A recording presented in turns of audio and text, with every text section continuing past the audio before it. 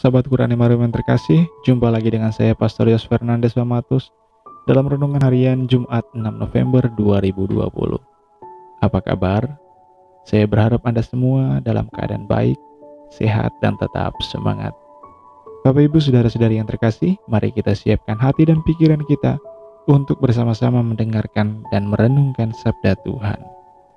Kita tanda diri kita dengan tanda kemenangan Kristus.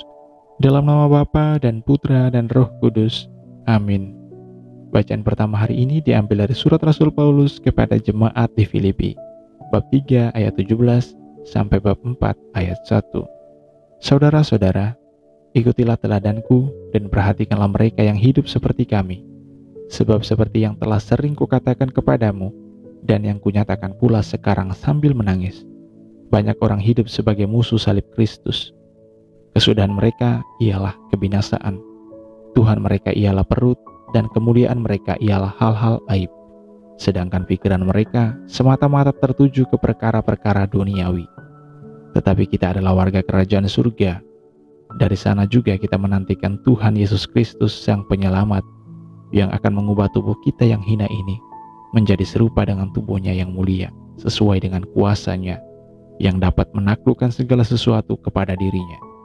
Karena itu, saudara-saudaraku yang kukasihi dan kurindukan, sukacita dan mahkotaku, berdirilah dengan teguh dalam Tuhan.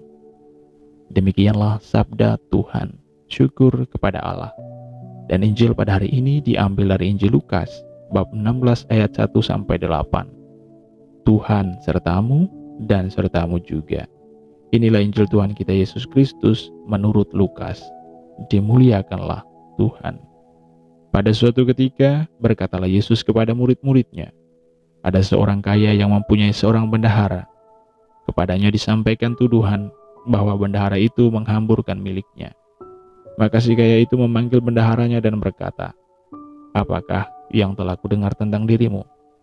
Berilah pertanggungjawaban atas urusanmu, sebab engkau tidak boleh bekerja sebagai bendahara lagi." Berkatalah bendahara itu dalam hatinya, "Apa yang harus kuperbuat? Tuanku memecat aku dari jabatanku. Mencangkul aku tidak dapat, mengemis aku malu. Aku tahu apa yang akan kuperbuat, supaya apabila aku dipecat dari jabatanku sebagai bendahara, ada orang yang mau menampung aku di rumah mereka." Lalu ia memanggil satu demi satu orang yang berhutang kepada tuannya. Berkatalah ia kepada yang pertama, "Berapa besar utangmu kepada tuanku?" Jawab orang itu, 100 tempayan minyak. Lalu kata bendahara itu, "Inilah surat utangmu, duduklah dan buatlah surat utang lain sekarang juga, 50 tempayan. Kemudian ia berkata lagi kepada yang lain, "Dan saudara, berapa utangmu?" Jawab orang itu, 100 pikul gandum. Katanya kepada orang itu, "Inilah surat utangmu, buatlah surat utang lain, 80 pikul. Bendahara yang tidak jujur itu dipuji tuannya, karena ia telah bertindak dengan cerdik. Sebab anak-anak dunia ini lebih cerdik terhadap sesamanya daripada anak-anak terang." Demikianlah Injil Tuhan. Terpujilah Kristus. Saudara-saudari yang terkasih, dalam bacaan pertama, Paulus mengingatkan jemaat Filipi untuk tetap berpegang teguh pada iman akan Kristus.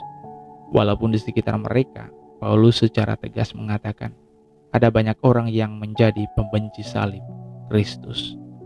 Paulus mengajak umat untuk tidak bersikap seperti orang lain yang menjadikan perut sebagai Tuhan, aib sebagai kemuliaan, dan pikirannya hanya berorientasi kepada hal-hal duniawi. Paulus tidak ingin umat di Filipi hidup dalam ketamakan, kerakusan, keegoisan, hawa nafsu, dan seterusnya. Orientasi dan fokus seorang pengikut Kristus adalah kerajaan surga. Hal-hal duniawi adalah sarana yang bisa dan boleh digunakan untuk mencapai kerajaan surga. Ketika kita dapat melihat dan menggunakan harta duniawi dan segala hal di dalamnya sebagai sarana dan bukan tujuan utama dalam hidup, maka kita berada di jalur kebahagiaan dan keselamatan yang sejati. Dalam Injil, Yesus mengatakan bahwa anak-anak dunia lebih cerdik terhadap sesamanya daripada anak-anak terang. Hal itu bukan bermaksud untuk mengajak kita bersikap sebagaimana anak-anak dunia. Anak-anak dunia ini cerdik dalam mengupayakan segala sesuatu untuk mengamankan dan menyelamatkan diri, sebagaimana yang ditunjukkan oleh bendahara yang cerdik yang dikisahkan dalam Injil hari ini. Fokus mereka adalah kenyamanan dan keselamatan yang sifatnya sementara. Fokusnya pada hal-hal lahiriah semata. Nah, Yesus ingin agar kita perlu mencontoh kecerdikan anak-anak dunia.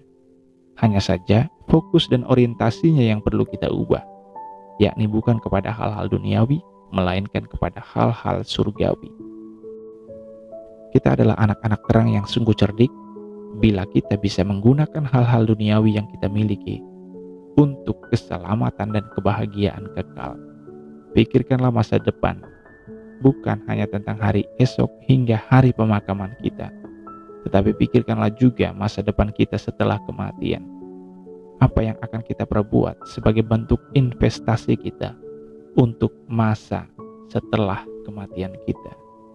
Bapak, Ibu, Saudara-saudari yang terkasih, mari kita hening sejenak untuk merenungkan kira-kira hal apa yang bisa kita perbuat hari ini yang menjadi bentuk investasi kita bagi masa depan kita, bagi kehidupan kekal, kehidupan setelah kematian.